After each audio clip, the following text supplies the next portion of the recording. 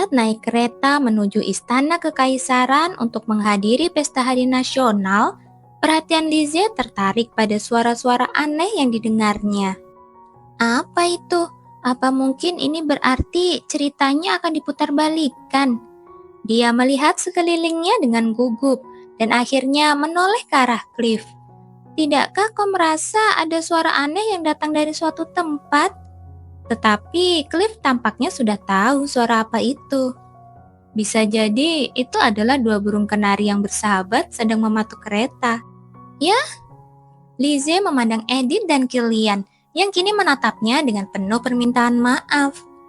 Beraninya kalian menunjukkan kasih sayang di hadapanku.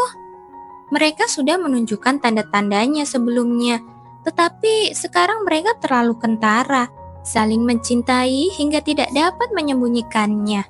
Sialan, kalau saja aku punya sedikit kekuatan, aku pasti sudah melakukan sesuatu untuk mengatasi ini. Sayangnya, Lizzie tidak punya banyak tenaga lagi. Dia harus menyimpan sebagian tenaganya sebagai cadangan untuk berjaga-jaga. Pada akhirnya, Lizzie memasuki istana, hanya percaya pada Putri Catherine. Putri Catherine memimpin episode ini persis seperti yang ia lakukan dalam cerita aslinya, memastikan Lizzie menonjol. Wajah Sinclair bersaudara mengeras saat melihat Lizzie dikawal oleh Cliff dan kedekatannya dengan Putri Catherine. Ya, keluarga Sinclair tetaplah menjadi penjahat untukku. Di belakang sang putri, Lizzie tengah membuat perhitungan, meski ia memasang ekspresi polos dan rendah hati. Episode Pesta Hari Nasional ini tampak mengalir mirip dengan episode aslinya. Tetapi sebenarnya, itu adalah narasi terpisah untuk Edith. Sang Duchess datang mengenakan gaun yang telah dipilih Edith untuknya. Dia mengenakan gaun yang kupilih untuk pergi ke bazar malam, dan dia mengenakan gaun yang dipilih Edith untuk pergi ke pesta dansa. Aku merasa seperti ditipu. Keduanya dipuji orang, tetapi skala acaranya berbeda, dan pada akhirnya Edithlah pemenangnya. Tidak hanya itu, Killian dan Edith menunjukkan lebih banyak kasih sayang daripada Lizzie dan Cliff yang menarik banyak perhatian.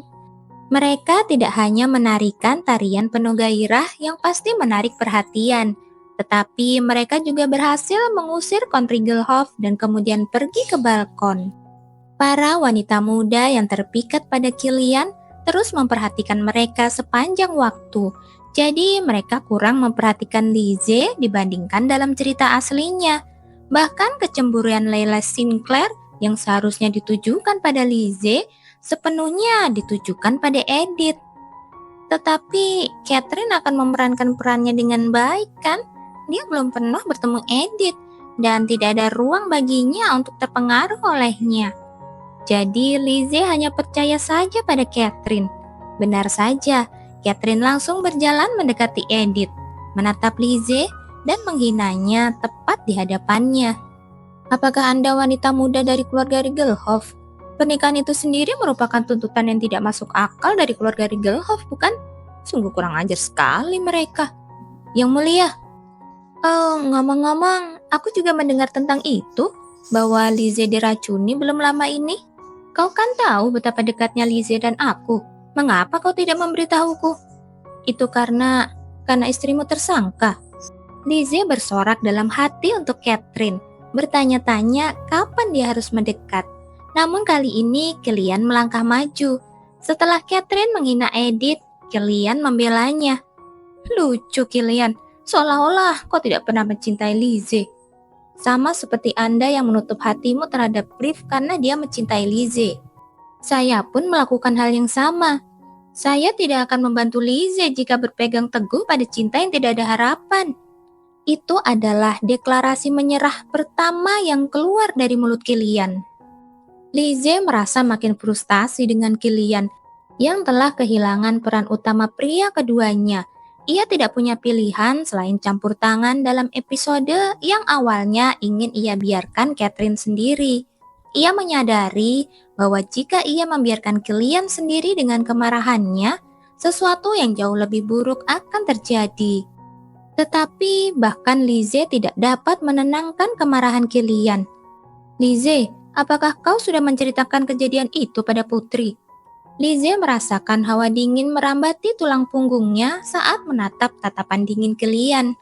Mengapa ini terjadi? Apakah masalahnya terletak pada kepribadian Catherine yang pemarah? Kilian terus memprotes Catherine meskipun Lizzie hadir, memaksa Catherine menggertakkan gigi dan meminta maaf kepada Kilian dan Edith. Akan lebih baik jika berakhir di sana. Jika kau begitu menghargai Kilian, mengapa kau tidak menghentikan ayahmu? Saya sudah berusaha sekuat tenaga untuk menghentikannya, tapi kau benar-benar berusaha menghentikan Conrigelhoff bergabung dengan Arduk Lanston. Apakah aku memahamimu dengan benar? Edith menundukkan alisnya dan tersenyum tipis. Dia mengabaikan kendala itu dan memperlihatkan kesulitannya. Kemudian bahkan Catherine mulai mengubah sikapnya. Maaf, kupikir Kilian hidup dalam ikatan pernikahan paksa dan Lizzie diganggu. Setelah meminta maaf, Catherine tertawa terbahak-bahak saat mendengar cerita tentang bagaimana Edith ingin pergi dan menyapanya, tetapi dia terlalu malu. Mendengar tawa itu, wajah para bangsawan yang sedari tadi melirik berubah terkejut. Lizzie menyadari bahwa gelar orang kepercayaan putri yang seharusnya menjadi miliknya telah terbagi dua. Edith semakin menjadi pemeran utama wanita, dan aku perlu melakukan sesuatu sebelum dia semakin sulit dibunuh. Merasa terpojok, Lizzie berencana membunuh Edith, meskipun dia tidak memiliki banyak kekuatan penulis yang tersisa. Beruntung baginya, novel itu menyebutkan seorang pria tak bernama yang telah mengikuti Edith. Dia segera memberinya nama Fred Cecilia dan menambahkan gagasan bahwa dia setengah tergila-gila pada Edith. Terburu-buru dalam menciptakan suasana yang tidak ada sangat menguras energinya. Menggunakan semua kemungkinan yang dapat dikumpulkannya, bahkan termasuk Layla Sinclair dan Duke Ludwig. Lizzie sendiri membawa Edith ke tempat kejadian perkara. Dia bahkan memastikan Kilian keluar di hari itu. Tidak ada orang lain di sekitar yang dapat menolongnya, jadi aku yakin aku akan berhasil kali ini. Tidak menyadari situasi tersebut, Edith memperlakukan Lizzie seolah-olah dia adalah teman dekat. Lizzie juga akan bersenang-senang jika Edith tidak mencoba merusak alur cerita aslinya. Tetapi yang penting bagi Lizzie adalah dunianya sendiri. Lizzie memancing dengan suara pelan. Edith, apakah kamu suka novel roman yang sedikit cabul? Edith langsung menangkap umpan itu, seolah-olah dia memanfaatkan kesempatan untuk berteman dengan Lizzie. Toko buku Milen lebih terkenal dengan buku-buku cabulnya.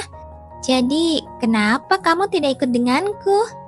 Tanpa menyadari bahwa ia sedang dituntun menuju kematiannya, Edith menerima tawaran Lizzie dan melangkah ke gang kumuh itu. Waktunya mendekati tengah hari. Cepat atau lambat, Fred Cecilia akan muncul. Fred Cecilia tidak tidur selama 2 hari setelah mengetahui informasi yang sengaja dibocorkan Layla pada pesta teh di rumahnya sehari sebelumnya. Edith Rigelhoff mengatakan dia akan pergi ke toko buku Milan dekat Jalan Le Bel Mori sekitar tengah hari lusa. Baginya, pergi ke toko buku yang menjual buku-buku cabul seperti itu menunjukkan banyak hal tentang wanita macam apa dia. Sedikit informasi itu adalah semua yang dibutuhkan untuk mengirim seorang penguntit dengan keinginan jahat untuk menemukan Edith. Sekitar 1 jam kemudian, jeritan melengking seorang wanita terdengar di dekat toko buku Milen, lalu dengan cepat menghilang. Tentu saja, tidak seorang pun memperdulikannya, tidak ingin terlibat dalam masalah apapun. Begitu saja, kumohon cepatlah mati. Ketika Anna bertanya pada Lizzie, di mana Nona Edith? Lizzie mengatakan bahwa dia juga sedang mencari Edith. Dalam keadaan tergesa-gesa, Anna berlari menyusuri gang menuju toko buku Milen. Tetapi itu tidak cukup menghentikan Fred Cecilia. Kematian Edith Ludwig sebagai penjahat mengembalikan alur cerita ke alur aslinya. 3 menit lagi menuju kematian. Itulah pemberitahuan yang ditunggu-tunggunya. Dan begitu Lizzie mendengarnya, Kilian muncul di depannya. Apa yang terjadi? Mengapa Kilian ada di sini? Lizzie terkejut, tetapi Kilian bahkan lebih terkejut lagi. Lizzie, kenapa kamu sendirian? Di mana Edith? Aku juga mencarinya karena dia tiba-tiba menghilang. Meski terkejut, Lizzie bersikap santai. Edith akan segera meninggal dan orang mati tidak akan bisa berbicara. Tepat pada saat itu, Anna yang sedang mencari di gang menyerbu dan menangkap Kilian. Nona Edith tidak pernah keluar dari gang itu. Pada saat yang sama, sistem mengulangi pemberitahuan tersebut. Kematian Edith Ludwig sebagai penjahat mengembalikan alur cerita ke alur aslinya. 3 menit lagi menuju kematian. Waktu sampai kematian telah diperpanjang. Itu seperti deja vu kecelakaan kapal pesiar. Bagaimana dia bisa membeli waktu? Sementara mata Lizzie terbelalak karena terkejut, Kilian segera mulai mencari di gang. Saat Lizzie berdoa untuk kematian Edith, dan Kilian serta Anna berdoa agar Edith bertahan sedikit lama. Waktu kematian diperpanjang 2 kali lagi. Akhirnya, suara ledakan keras bergema di gang itu. Kilian dan para kesatria berlari ke rumah kosong di ujung gang. Tidak! Lizzie mengerang pelan, tetapi sistem tanpa ampun menyatakan dia kalah. Beberapa alur cerita asli telah terputus karena campur tangan penulis yang berlebihan. Cerita asli semakin rusak, kontrol penulis semakin melemah. Lizzie merasa hancur. Setelah mendengarkan pemberitahuan sistem, dia menyadari bahwa kendalinya atas Kilian telah turun hingga 0 dan karakter lainnya turun hingga sekitar 30%. Ketika dia kembali ke rumah besar dengan frustasi, dia mendengar cerita di balik layar dan tampaknya Edith telah meyakinkan Fred Cecilia dengan kata-kata. Keberuntungan semacam itu tidak akan pernah terjadi jika Edith masih menjadi tokoh pendukung yang jahat. Kenyataannya, Edith akan mati sebelum dia bisa memberontak dengan benar. Namun, ini adalah dunia Rovan, dan klise-klise Rovan tidak memungkinkan tokoh utama mati dengan mudah. Itu adalah bukti bahwa Edith semakin menjadi pemeran utama wanita. Tidak mungkin ada 2 pemeran utama wanita dalam satu cerita. Tangan Lizzie gemetar memikirkan hal itu. Aku harus membunuhnya sebelum dia memenuhi syarat pengecualian ketiga.